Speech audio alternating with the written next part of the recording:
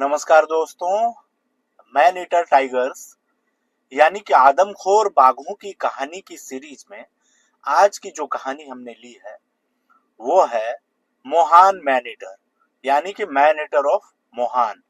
और ये कहानी हमने ली है जिम कॉर्बेट की किताब मैन ईटर्स ऑफ कुमाऊं से।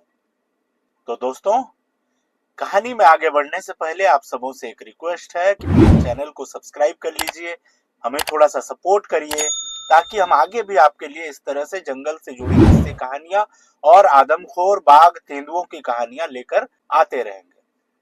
तो दोस्तों, ये जो कहानी है ये उत्तराखंड के मोहान की है। एक्चुअली मोहान के आसपास के इलाके की कहानी है और गवर्नमेंट रिकॉर्ड्स में इस बाघ के शिकार की जो पहली विक्टिम है वो कुछ इस तरह है कि करतकनौला गांव के पास कुछ महिलाएं अपने मवेशियों के लिए जंगल में घास काट रही थी। घास काटने के दौरान अचानक से ही कहीं से उनके बीच एक टाइगर आ गया। जो ही टाइगर आया तो उन सबों के बीच भगदड़ सी मच गई। भगदड़ मचते ही बाघ भी घबरा गया क्योंकि उसे उम्मीद नहीं थी कि इस तरह से लोग अलर्ट हो जाएंगे अचानक से और भगदड़ सी मच जाएगी। तो जो ही बाघ घबराया तो वो भी एक और भागा और सारे लोग इधर उधर तितर बितर हो गए। जब सब कुछ माहौल शांत हुआ तो सब महिलाएं इकट्ठी हुई और उन्होंने देखा तो पता चला कि उनकी एक साथी गायब है। उन्होंने बहुत खोजबीन की तो उन्हें एक हल्की घुटी सी कराहने की आवाज कहीं से आ रही थी। उस आवाज का पीछा कर जब ये लोग गए तो उन्होंने देखा कि एक स्टीप खाई में उनकी जो साथी थी वो गिर चुकी थी और वो बिल्कुल दबी जुबान से कह रही थी कि मेरी पसलियां टूट गई हैं, मेरे पांव टूट गए हैं, मैं हिल भी नहीं पा रही हूं और मेरी आवाज भी इस कारण से नहीं निकल रही है। अब इन्होंने देखा कि इसकी हालत तो बहुत ही खराब है, इसे हम महिलाएं मिलकर इतनी नीचे गहराई से उठाकर नहीं ले जा सकती हैं। तो इन्होंने सोचा कि हम गांव जाते हैं, गांव में जाकर के हम मर्दों को इस घटना के बारे में बताते हैं ताकि वे लोग आकर इसे यहाँ से बचाकर गांव की ओर ले जाएं। तो अब बात यह है कि इस दौरान जब वो महिलाएं सारी चलने लगी तो जो महिला गिरी हुई थी उसने कहा कि मुझे इस तरह अकेला छोड़कर मत जाओ, कहीं बाघ दोबारा आ गया तो मैं और भागने की स्थिति में भी नहीं हूं। तब फिर इन लोगों ने आपस में डिस्कस किया। तो जब ये बातचीत चल रही थी महिलाओं के बीच तो एक 16-17 साल की लड़की थी, उसने वॉलेंटियर किया कि मैं यहाँ रुकूंगी इस महिला के साथ और इसका साथ दूंगी। तो बाकी महिलाएं भी राजी हो गईं और उसको उस 16-17 साल की लड़की को इस महिला के पास जो जख्मी हालत में थी इसके पास खाई के नीचे बैठा दिया गया और बाकी महिलाएं गांव की ओर चली गई मर्दों को खबर देने के लिए। इनके जाते ही वो महिला जख्मी जो थी और वो लड़की, ये दोनों आपस में बातें करने लगी, फुसफुसा कर ये बातें कर रही थी और इन दोनों की यही बात हो रही थी कि इन्हें कितनी देर लगेगी गांव पहुंचने में, गांव पहुंचेंगी तो फिर मर्दों को ढूंढने में कितना वक्त लगेगा, मर्दों को सारे लोगों को एक जगह इकट्ठा होने में कितना वक्त लगेगा और इकट्ठा होकर वापस यहाँ जंगल तक आने में कितना वक्त लगेगा। इन दोनों के बीच ये बातचीत चल ही रही थी कि जो जख्मी हालत में महिला पड़ी थी उसकी आंखें फटी की फटी रह गई, मानो वो सरप्राइज्ड थी और कुछ अचानक से उसने कुछ बहुत भयानक सा देख लिया था। जब ये लड़की 16-17 साल की थी उसने देखा कि वो इस तरह से आश्चर्यचकित होकर उसके पीछे की ओर ही देख रही है, तब फिर इसने अपने आप को सर को घुमाया और अपने पीछे देखने लगी तो देखा कि उसके ऊपर बाघ घात लगाकर बैठा हुआ है। अचानक से हमला करता है बाघ और इस 16-17 साल की लड़की को गर्दन से पकड़कर घसीटकर जंगलों में ले जाता है। और इस तरह से वो जो 16-17 साल की लड़की थी वो इस मोहान मैनीटर की पहली विक्टिम बनी। और ये जो घटनाएं हुई थी ये हुई थी ऊंची पहाड़ियों के इलाके में। इसके बाद ये टाइगर पहाड़ियों से उतर करके वैली में चला गया। वहां जो नीचे वैली थी वो कोसी रिवर की वैली थी। तो इस दौरान इस बाघ ने आगे चलकर इस तरह की एक हैबिट बना ली थी कि वो गर्मियों में ऊपर पहाड़ियों पर चला जाता जहां कंपैरेटिवली ठंडा माहौल रहता है, और सर्दियों में ये वापस नीचे वैली की ओर चला जाता। इस आने जाने के क्रम में उसने काफी लोगों को मारा। इसमें से उस इलाके के एमएलसी की बहू भी थी। लेकिन फाइनली इस आने जाने के परंपरा को बंद करते हुए बाघ ने करतगनौला गांव के पास अपना एक परमानेंट ठिकाना बना लिया। तो ये जितनी भी घटनाएं घट रही थी उसी इलाके में, उसी इलाके के आसपास ही घट रही थी।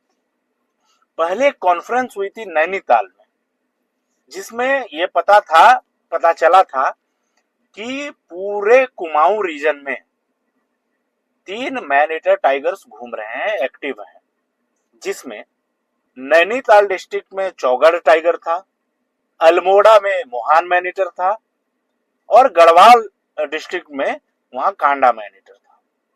और इन तीनों टाइगर्स की लिस्टिंग करके डिस्ट्रिक्ट मजिस्ट्रेट के द्वारा जिम कॉर्बेट को ये जिम्मेदारी सौंपी गई थी कि वे इन्हें मारे, या यूं कहें कि जिम कॉर्बेट ने खुद ही ये रिस्पॉन्सिबिलिटी ली थी कि वे इन आदमखोर बाघों को मार गिराएंगे। तो जब ये घटनाएं मोहान के आसपास घट रही थी, करतगनौला गांव के आसपास घट रही थी, तो उस दौरान डिस्ट्रिक्ट मजिस्ट्रेट ने जिम कॉर्बेट साहब को अपनी रिस्पॉन्सिबिलिटी याद दिलाई, और उन्होंने बताया कि आपने जो 3 टाइगर मैन ईटर टाइगर्स को मारने का वादा किया था, आप सिर्फ अब तक एक ही टाइगर को मार पाए हैं, वो है चौगढ़ मैन ईटर टाइगर।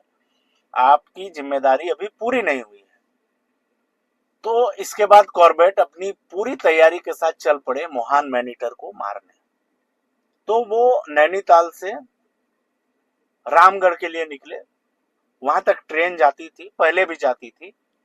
वो मई का महीना था, गर्मियों के दिन थे, जब कॉर्बेट रामगढ़ स्टेशन पर उतरे, और वहां से वे अपनी 25 मील की पैदल यात्रा के लिए आगे चल पड़े। उनके साथ 6 और लोग थे, और उनका काफी सारा, ढेर सारा उनके साथ सामान था अपना। तो रामनगर से चलने के बाद उनका पहला जो हॉल्ट था वो था गर्जिया में। जो लोग आजकल कॉर्बेट जाते हैं वो देखते होंगे कि अभी वहां पर एक गर्जिया माता का बड़ा फेमस मंदिर भी बना हुआ है।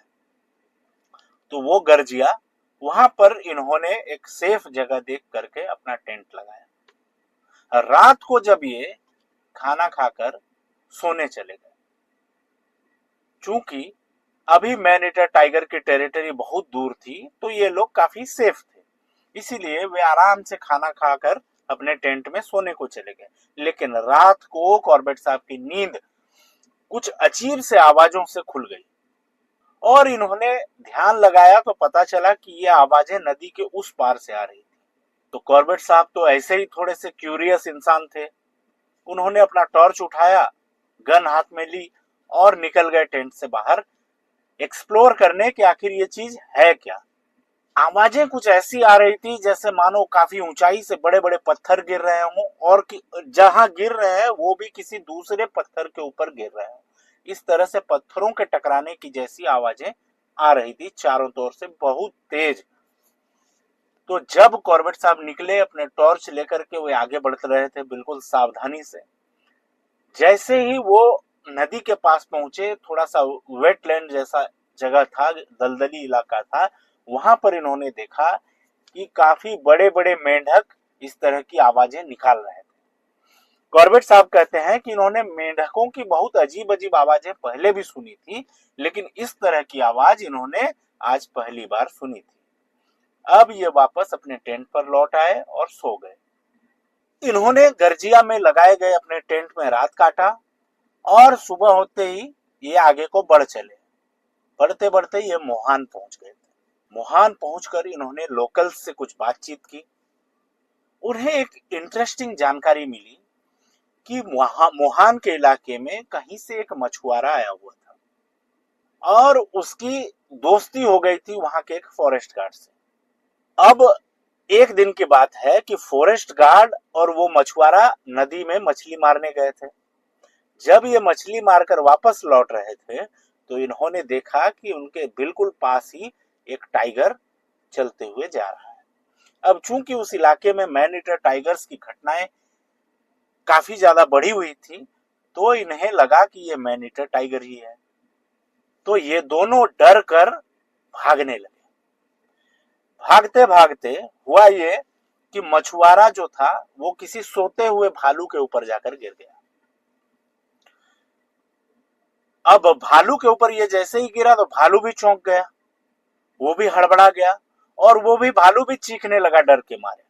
अब तीन, एक भालू, फॉरेस्ट गार्ड और वो मछुआरा, तीनों बेतरतीब तरीके से तीन तरफ भागे। भागते भागते फॉरेस्ट गार्ड को तो वो उसका इलाका ही था, वो उन जंगलों में घूमता रहता था, तो उसे रास्ता मिल गया। वह अपना बंदूक लेकर के गांव पहुंच गया। लेकिन वो मछुआरा जो था वो तो नया था, वो खो गया उस इलाके में। लेकिन काफी देर बाद वो वहां पहुंचा, गांव में किसी तरह से वहां पहुंचा। पहुंचकर वो फॉरेस्ट गार्ड पर भड़का, कहा कि तुमने मुझे जंगल में मरने के लिए छोड़ दिया, यही तुम्हारी दोस्ती है, बंदूक लेकर तुम खुद भाग गए। और वो वहीं पर उसने ये फैसला किया कि अब वो मछलियां यहाँ नहीं मारेगा, और वो वापस जहां से आया था वहां को चला गया। ये बातचीत जब कॉर्बेट कर रहे थे तब तक उनका खाना भी बनकर तैयार हो गया था, और खाना खाकर ये दोपहर में ही वहां से मोहान से निकल गए, क्योंकि आगे का रास्ता बिल्कुल खड़ी चढ़ाई था, और कॉर्बेट साहब और उनकी टीम के पास काफी ज्यादा सामान था, क्योंकि उन्हें पता था कि उस इलाके में पिछले दिनों एक ट्रबल हो गया था। किसी पुलिस वाले की गांव वालों के साथ कोई कहासुनी हुई, और उसके बाद इस तरह का माहौल बिगड़ा था कि लोग, पुलिस, वन विभाग या कोई भी सरकारी मुलाजिम के पीछे पागलों की तरह भागते थे उसे मारने के लिए। तो इस कारण उन्हें अंदाजा था कि उन्हें कोई भी मदद नहीं मिल पाएगी वहां के लोकल से, तो इसलिए ये अपना सारा कुछ सामान, खाने पीने से लेकर कपड़े लत्ते वगैरह सब कुछ ये अपने साथ ही लेकर चले थे, जिस कारण इनके पास काफी ज्यादा सामान था, और खड़ी चढ़ाई होने के कारण इन्हें बहुत ज्यादा वक्त लग गया।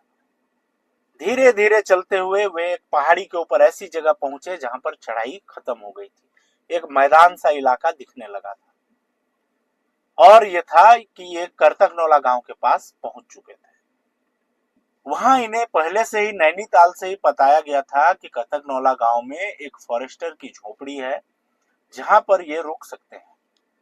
तो जैसे ही वे करतकनौला गांव पर पहुंचे तो ये इन्हें फॉरेस्टर की झोपड़ी ये खोजने के लिए आगे बढ़े, और आगे बढ़ते बढ़ते ये उस गांव का भी मुआयना करते जा रहे थे। इनके लोग जो थे, इनके पास सामान ज्यादा होने के कारण ये थोड़ी पीछे रह गए थे कॉर्बेट साहब से।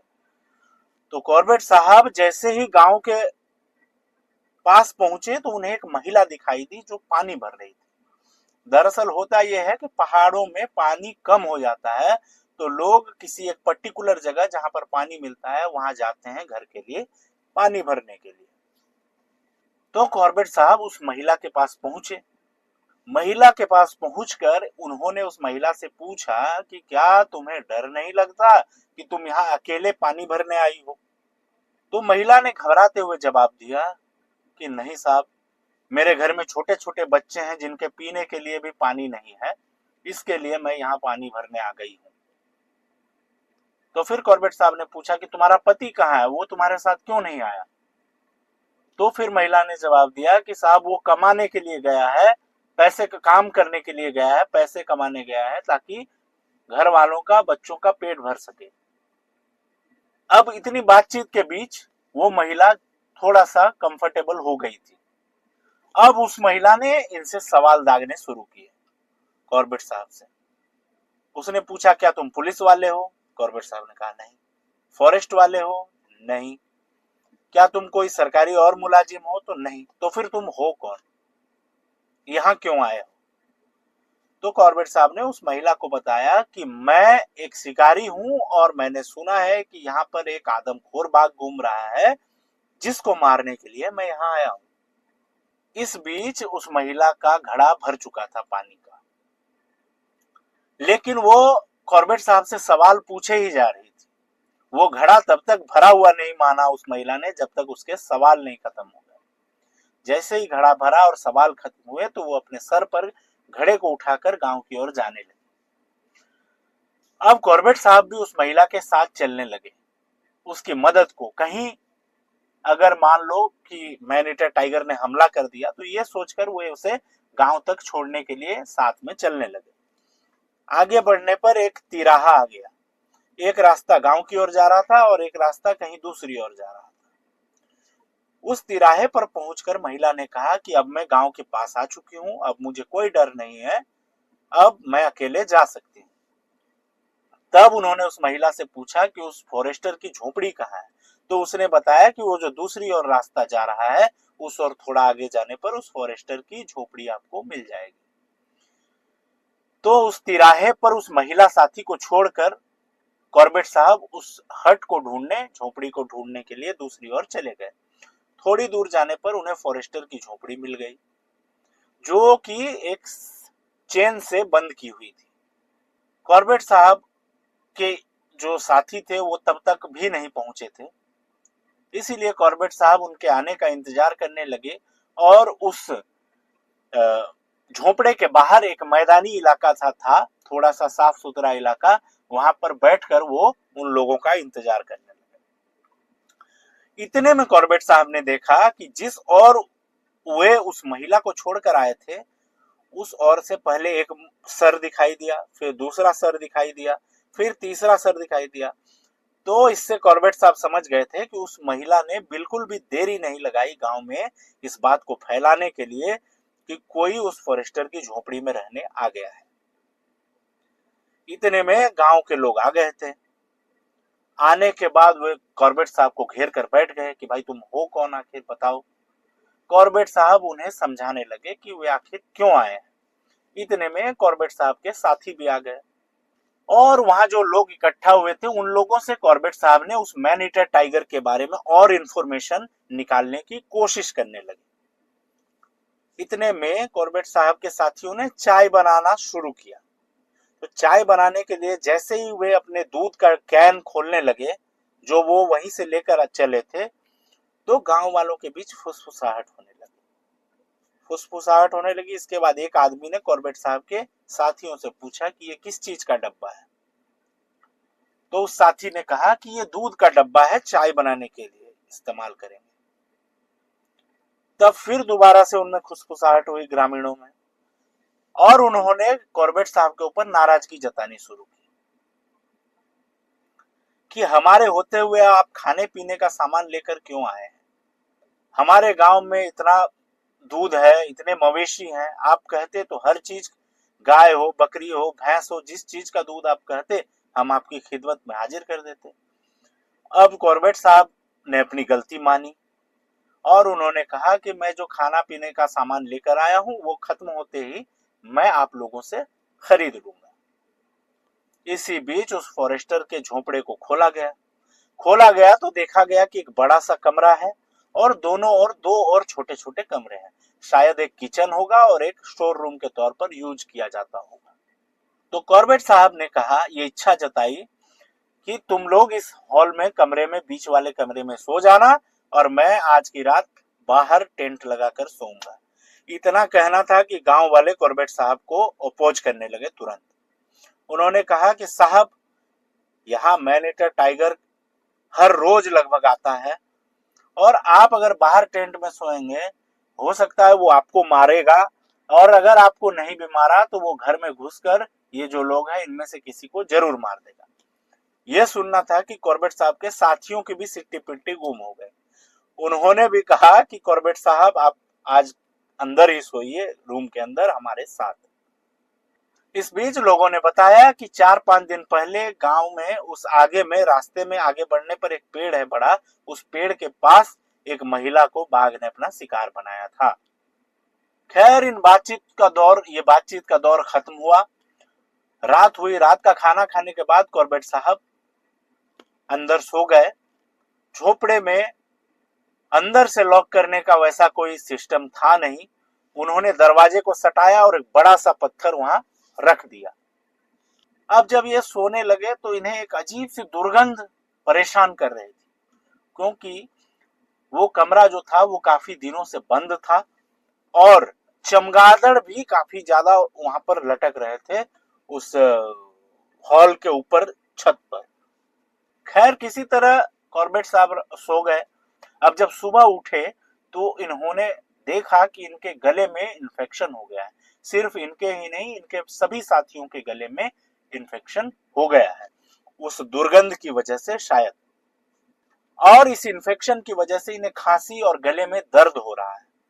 जैसे ही उन्होंने ये महसूस किया तो कॉर्बेट साहब ने अपने सामान में टटोला और इन्हें कुछ गार्गल करने के चीज मिली, जिसको पानी में गर्म कर इन्होंने गार्गल किया। कुछ दवाइयां मिली, सब ने खाया।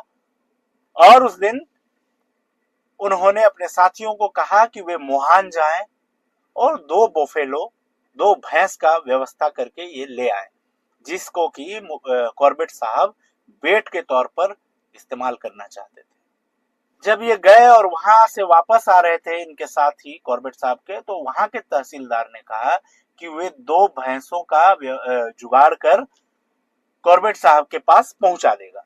जैसे ही भैंसें पहुंची, कॉर्बेट साहब ने जंगल का मुआयना किया और ये पता लगाने की कोशिश की कि कहां-कहां बेट बांधा जा सकता है। तो इस मुआयना करने के दौरान कॉर्बेट साहब ने देखा कि पास में, जंगल के पास एक रोड है, सड़क है, जहां से होकर के शायद घोड़े, खच्चर आदि से सामान इस गांव तक लाया जाता था। और वो रोड एक तरफ को चकनाकल और दूसरी तरफ बेताल घाट को जोड़ता था आपस में। और गांव वालों ने बताया था कि उसी रोड में जो मैन ईटर टाइगर है वो लगभग हर रोज आना जाना करता है। और उस रोड का निरीक्षण करते हुए, मुआयना करते हुए कॉर्बेट साहब ने देखा कि वहां आसपास कई निशान बने हुए हैं। जैसे कि बाघ अक्सर अपने निशान छोड़ते हैं, पेड़ों में खरोंच के निशान, या इस तरह के और भी कई निशान बाघ बनाते हैं, वे निशान है। या फिर शिकारियों के द्वारा, और जो शिकारी वहां पर घूम रहे होंगे शायद, उनके द्वारा अपने डायरेक्शन को पता करने के लिए निशान बनाए हुए थे। या फिर राहगीरों के द्वारा रास्ते का पता लगाने के लिए निशान जो बनाए जाते हैं, वो सारे निशान कॉर्बेट साहब ने देखे। उस रोड पर आगे चलते हुए कॉर्बेट साहब ने देखा कि रोड जो जा रही है उसके ऊपर एक ओवरहैंगिंग सा रॉक है, और वो एक गुफा जैसी बीच में बनती चली जा रही है रोड पर। तो वहां पहुंचकर कॉर्बेट साहब ने सोचा, देखा कि ये जगह जो है ये किसी भी इंसान के लिए बहुत खतरनाक जगह हो सकती है, जब उस इलाके में एक मैन ईटर आदमखोर बाघ घूम रहा हो। तो उन्होंने उस जगह को मार्क कर दिया और वो वापस लौट गए फॉरेस्टर के झोंपड़े में। तब तक वहां कुछ ग्रामीण भी और इकट्ठा हो चुके थे। उन्होंने, ग्रामीणों ने बताया, एक इंटरेस्टिंग जानकारी दी कॉर्बेट साहब को कि जब टाइगर मूवमेंट करता है जंगल में तो एक मोर्निंग साउंड, एक रोरिंग साउंड, गुर्राहट की आवाज निकालते हुए चलता है। और कभी कभी ये आवाज कंटिन्यूअस चलती है तो कभी कभी रुक रुक कर चलती है। यह बात सुनना था कि जिम कॉर्बेट साहब का माथा ठनका। उन्होंने बताया कि हो ना हो इस बाघ के किसी एक पैर में चोट लगी है, और वो उसी दर्द के मारे, जब भी वो चलता है उसको दर्द होता है और उसी दर्द के मारे वो गुर्राहट की आवाज निकालता है। कॉर्बेट साहब का इतना कहना था कि तुरंत लोगों ने अपोज कर दिया, इसका विरोध कर दिया, इस बात का खंडन कर दिया। एक तरीके से यूं कहें, लोगों ने कहा कि नहीं साहब, हमने इस बाघ को बहुत करीब से देखा है। उस महिला को उसने जब मारा था उस वक्त बहुत लोगों ने इसे देखा है, और ये कहीं से भी लंगड़ाता हुआ नहीं दिखा था या फिर अस्वस्थ हो ऐसा नहीं दिखा था, और ये काफी तेजी से वहां से भाग भी गया था। लेकिन जिम कॉर्बेट ने जो संदेह जताया था, आखिरकार वही सही भी निकला। जब इन्होंने इस मैनीटर को मार दिया था, उसके बाद इसकी स्किन उतारी जा रही थी, तब इन्होंने देखा था कि इसके एक पैर में घाव है। और इसको देखकर गांव वालों ने इनके हाथ जोड़ लिए थे और इन्हें एक भविष्यवक्ता भी मान लिया था। बहरहाल कॉर्बेट साहब ने अब तक ये प्लान कर लिया था कि वो 2 जो भैंस हैं उन्हें बेट के तौर पर बाघ के लिए कहां कहां बांधना है, और ये जंगल में बेट बांधने के लिए चले गए। और आज इन्होंने फॉरेस्टर की जो झोपड़ी थी उसे बिल्कुल हर तरह से खुला छोड़ दिया था, ताकि वेंटिलेशन अच्छे से हो जाए और वो जो दुर्गंध है वो चली जाए। और हुआ भी ऐसा, दुर्गंध काफी हद तक कम हो गई थी। आज रात इन्होंने दरवाजे को खुला छोड़ दिया था और दरवाजे पर कुछ कंटीली झाड़ियां रख दी थी। खैर रात को ये सो गए और सुबह उठकर दूसरे दिन ये बेट को चेक करने गए कि कहीं बाघ ने किसी बेट का, किसी मवेशी का शिकार किया है या नहीं। दोस्तों जंगल में अगर बेट बांधना है तो ये दो तरीके से बांधते हैं, या यूं कहें कि दो तरीके से बेट के द्वारा किसी बाघ का शिकार करते हैं। एक तो बेट बांध करके वहीं मचान बनाकर आप बैठिए, जब बाघ आएगा उसका शिकार करने तो आप उसे शूट करके मारिए। या फिर दूसरा, मान लीजिए बेट का शिकार हो गया, बाघ ने आपके बांधे हुए बेट को शिकार कर लिया और कहीं घसीट कर ले गया, तो आप उसके ट्रेसेस देखिए, ब्लड सैंपल, ब्लड के ट्रेसेस देखिए या घसीटे हुए निशान को देखिए। होता यह है कि जब भी घसीट कर ले जाता है तो ड्रैगिंग मार्क्स होते हैं, उनको फॉलो करते हुए आप देखिए जिस ओर गया है उस ओर आप उस जगह को मार्क करिए और बाकी तीन तरफ से हांका डलवाइए। हांका डालिए और एक तरफ बैठ कर रहिए, जैसे ही हांका डालते ही बाघ निकले उसे शूट कर दीजिए। तो ये दो तरीका अपनाया जाता था बाघों के शिकार के लिए। तो अब ये कॉर्बेट साहब का रोज का रूटीन बन चुका था। ये सुबह बेट चेक करते थे, पहले पास में बांधी हुई बेट को चेक करते थे, फिर दूर वाली को चेक करके आते थे। इस तरह से 3-4 दिन बीत गए, किसी बेट का शिकार नहीं हुआ। लेकिन 3-4 दिन बाद शाम को जब ये दूर वाली बेट को चेक करके वापस लौट रहे थे तो इन्हें लगा कि सामने वाला जो रॉक है उस पर कुछ हलचल हुई है और वहां खतरा है। ये कॉर्बेट साहब की सिक्स्थ सेंस बता रही थी। पहले वो इस जगह कई बार आ चुके थे, लेकिन आज पहली बार उनको डर लग रहा था और उनका डर जा ही नहीं रहा था। मगर अब तक वो खतरा कॉर्बेट को दिखाई नहीं दे रहा था। लेकिन कॉर्बेट कहते हैं कि हमें अगर कोई खतरा जंगल में दिखाई नहीं दे रहा है तो इसका ये मतलब नहीं है कि खतरा है नहीं। उनके अंदर जो फीलिंग थी, जो डर थी, वो जा नहीं रही थी और दूसरे रास्ते जाने का अभी कोई समय उनके पास नहीं था, जाना यहीं से था। लिहाजा उन्होंने अपनी राइफल निकाली, उसका सेफ्टी केज हटाया और ओवर हैंगिंग रॉक की तरफ ये राइफल करके धीरे धीरे करके रास्ते में चलने लगे।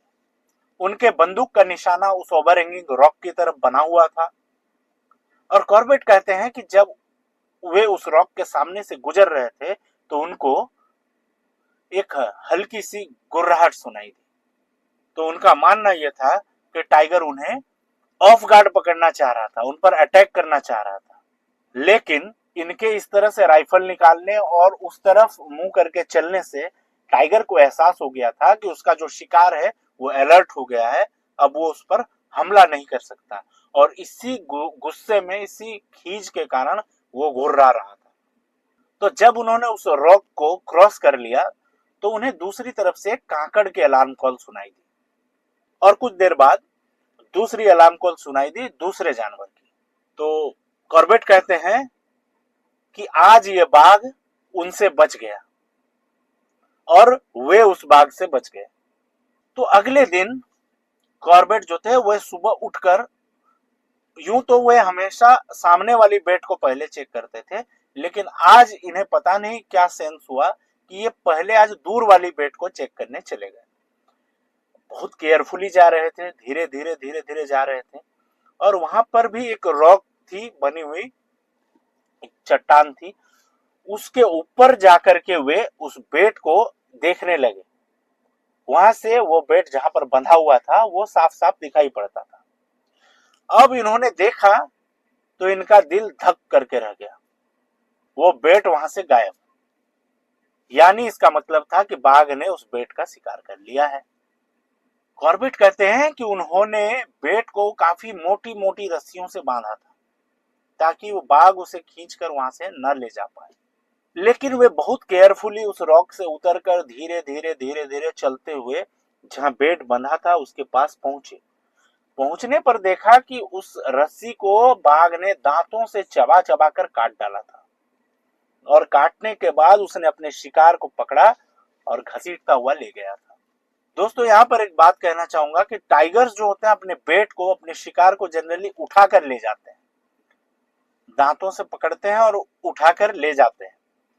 जनरली वो घसीटना पसंद नहीं करते हैं क्योंकि टाइगर जो है वो बहुत साफ सुथरा जानवर है, और वो घसीट कर इस तरह से ले जाने से उसकी जो धूल उड़ती है उससे वो परेशान होता है, तो वो चाहता है कि उठा कर ले जाए। लेकिन जब काफी बड़ा जानवर होता है, शिकार बड़ा होता है, तो उसका पैर, उसकी पूंछ या कोई और बॉडी पार्ट शरीर का वो जो है जमीन से घिसटता हुआ चलता है साथ में, जिससे कि एक ड्रैग मार्क बनता चला जाता है, बाघ जिस ओर घसीट कर ले जा रहा है।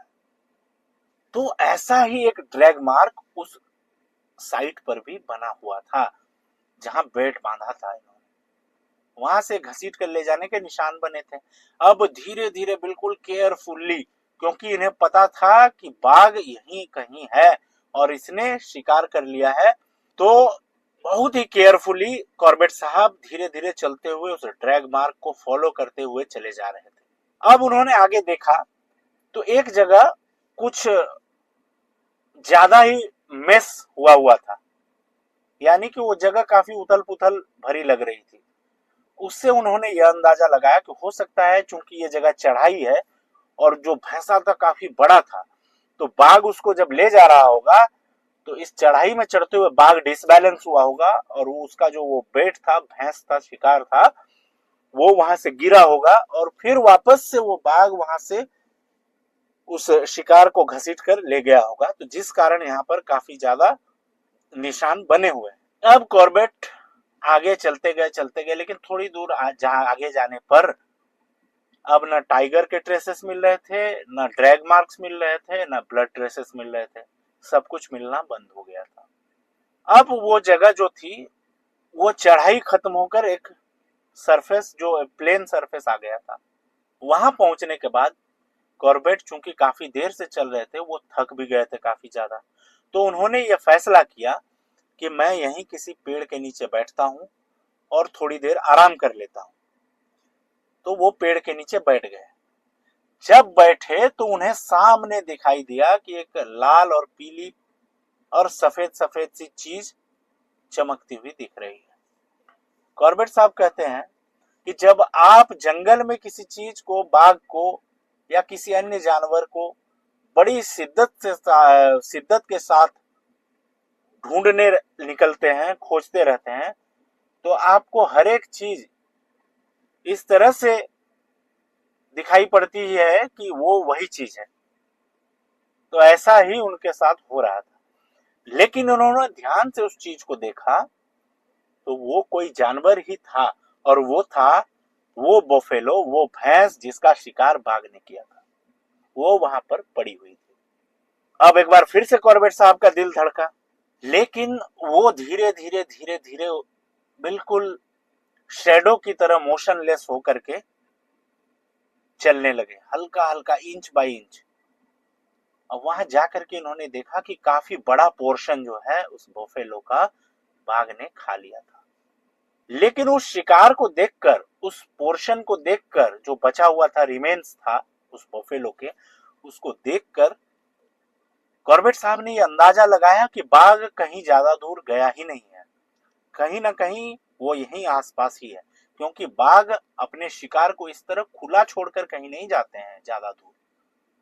अगर वो कहीं दूर जाते हैं तो अपने शिकार को ढक देते हैं या कहीं झाड़ियों में छुपा देते हैं, उसके बाद ही जाते हैं। ये इस तरह से खुला है, मतलब बाघ आसपास है।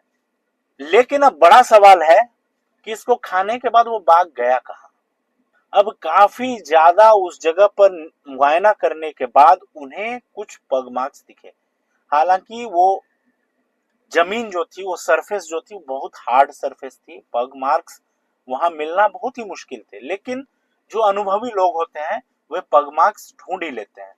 तो इसी तरह से कॉर्बेट साहब ने भी वो पग मार्क्स ढूंढ निकाले और उनको सर्किल करना शुरू किया, और उन फुटप्रिंट्स को फॉलो करते करते करते करते कॉर्बेट साहब आखिरकार एक मैदान नुमा जगह पर पहुंचे, जहां घास थे, उतने पेड़ थे नहीं वहां। उस मैदान का मुआयना जब ये कर रहे थे तो इन्होंने देखा कि एक जगह घास दबी हुई थी। इस बात से उन्होंने ये अंदाजा लगाया कि शायद यहाँ टाइगर सोया हुआ था। इतने में ही उस दबे घासों में से, जो घास ऐसे खड़े होते हैं, वो बाघ सोने के कारण वो दब गए थे, अचानक से वो धीरे धीरे धीरे धीरे उठने लगे। अब इस बात से अंदाजा लगाया कॉर्बेट साहब ने कि ये बाघ जो था वो जस्ट यहाँ से तुरंत जब कॉर्बेट साहब आए उसके 1 मिनट या आधे मिनट पहले ही वो यहाँ से उठकर गया है।